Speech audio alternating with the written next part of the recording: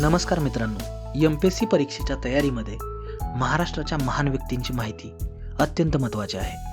आज आपण अशाच एका महान शिक्षण महर्षी आणि समाजसुधारकाबद्दल जाणून घेणार आहोत. ते म्हणजे कर्मवीर भाऊराव पाटील. हे ते महान व्यक्तिमत्व आहे ज्यांनी कमवा आणि शिका या क्रांतिकारी तत्त्वज्ञानाने महाराष्ट्रामध्ये शैक्षणिक क्रांती घडवून आणली. तर चला त्यांच्या जीवनविषयी विस्तृत माहिती घेऊया. त्यांचा जन्म व प्रारंभिक जीवन.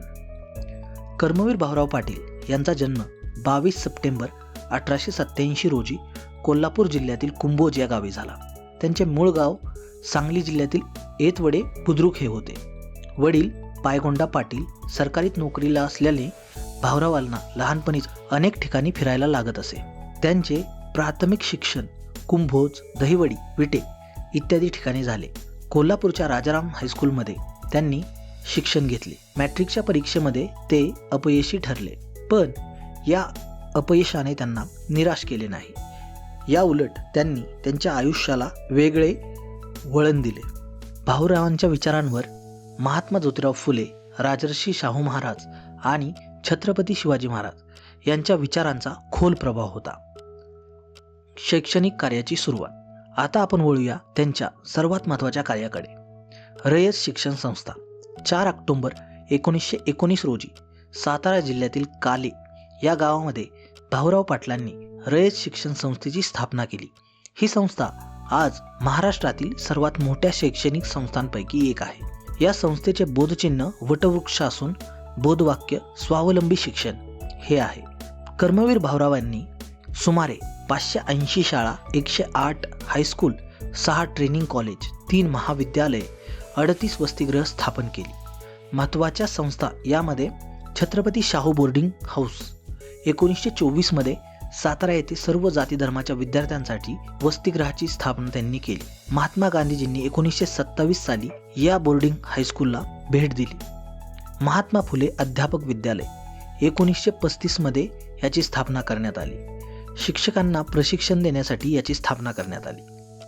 तसेच सातारा येथे छत्रपती शिवाजी कॉलेज याची 1947 मध्ये स्थापना करण्यात आली. शैक्षणिक तत्त्वज्ञान. कमवा आणि शिका हे त्यांचे मुख्य तत्व होते. गरीब आणि मागासवर्गीय मुलांना शिक्षण घेणे शक्य व्हावे म्हणून भाऊरावांनी कमवा व शिका, श्रम करा आणि शिका हा मंत्र दिला. विद्यार्थी शेतकामात काम करत आणि त्यातूनच त्यांचा खर्च भागवीत. यामुळे गरीब मुलांनाही शिक्षण घेता आले. त्यांची 4 सूत्री तत्वज्ञान होते. त्यामध्ये स्वावलंबन म्हणजे स्वतःवर अवलंबून राहणे, स्वाभिमान म्हणजे स्वाभिमानाने जगणे, स्वाध्याय म्हणजे स्वतःचा अभ्यास करणे आणि स्वातंत्र्य म्हणजे मुक्त विचार. भाऊरावांच्या सर्व संस्थांमध्ये जातीभेद अजिबात नव्हता. सर्व जाती धर्माचे विद्यार्थी एकत्र शिक्षण घेत असत. हे त्या काळामध्ये एक क्रांतिकारक पाऊलच होते. ते सत्यशोधक समाजाचे महत्त्वाचे सदस्य होते आणि समतावादी विचाराचे समर्थक होते. त्यांच्या याच कार्यामुळे गाडगे महाराजांनी त्यांच्या अथक परिश्रमाने केलेल्या कार्याबद्दल कर्मवीर ही पदवी भाऊराव पाटलांना दिली. तेव्हापासून ते कर्मवीर भाऊराव पाटील म्हणून प्रसिद्ध झाले. कर्मवीर भाऊराव पाटलांना मिळालेले सन्मानांचा विचार करता त्यामध्ये पद्मभूषण 1959 मध्ये भारत सरकारकडून मिळालेला 3रा सर्वोच्च नागरी सन्मान त्यांना मिळाला. तसेच 1959 मध्ये पुणे विद्यापीठाकडून मानद डॉक्टरेट डिलीट ही पदवी त्यांना मिळाली. तसेच 1988 मध्ये भारत सरकारने त्यांच्या स्मरणार्थ टपाल तिकीट प्रसिद्ध केले. कर्मवीर भाऊराव हे विलक्षण जिद्दीचे आणि धडाडीचे कार्यकर्ते होते. गरीब व दलितांचा अंतर्यामी जिव्हाळा हे त्यांच्या व्यक्तिमत्वाचे विशेषण होते.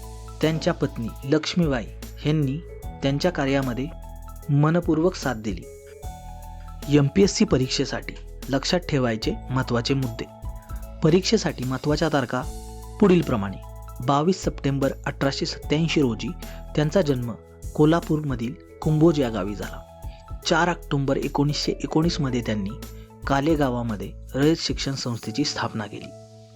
1924 मध्ये छत्रपती शाहू बोर्डिंग हाऊसची स्थापना त्यांनी केली आणि याला महात्मा गांधीजींनी भेट दिली. 1935 मध्ये महात्मा फुले अध्यापक विद्यालय चालू केले. 1959 मध्ये पद्मभूषण आणि डिलीट आणि 9 मे 1959 मध्ये त्यांचे निधन झाले. तर मित्रांनो, कर्मवीर भाऊराव पाटील हे खरंच महाराष्ट्राचे शिक्षण महर्षी होते. त्यांनी महाराष्ट्रातील ग्रामीण भागातील हजारो गरीब मुलांना शिक्षणाची संधी दिली आणि त्यांचे आयुष्य बदलले.